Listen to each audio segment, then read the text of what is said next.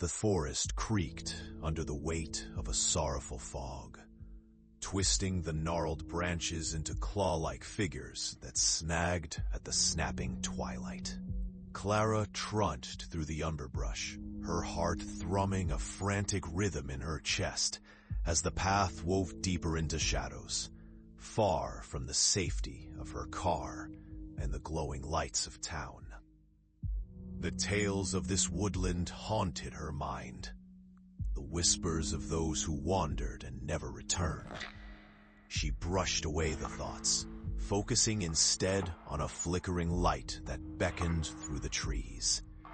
As she approached, her breath caught in her throat. An old, rotund lantern hung from a branch, its flame guttering but unwavering. Below it sat a weathered bench, worn by centuries. But unlike the coldness of the surroundings, the bench had an inviting warmth. Clara's legs moved of their own volition, dragging her closer, curiosity outweighing caution. She sat, feeling the wood's creaks echo her anxiety, almost as if it recognized her presence.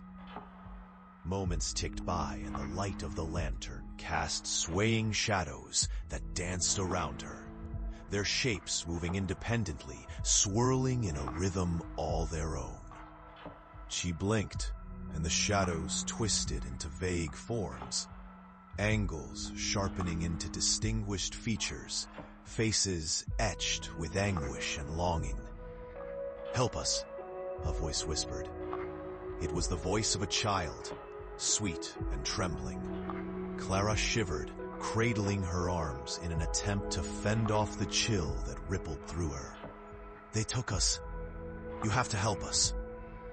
Fighting the urge to flee, she steadied herself and looked closer.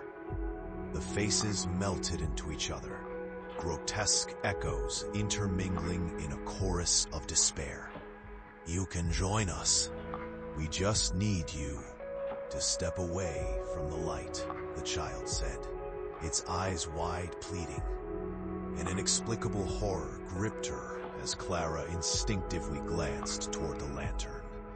It flickered ominously. A heavy weight pressed down on her chest as a final rush of instinct urged her to flee, to escape the grasping shadows.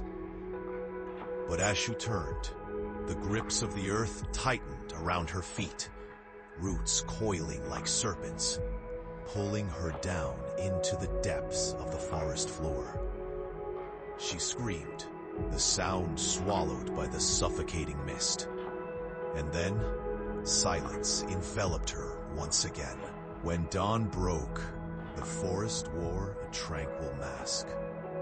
The lantern still flickered, now illuminating a new bench, on which sat a girl with a vacant smile, her eyes hollow and echoing the plea of the children before her.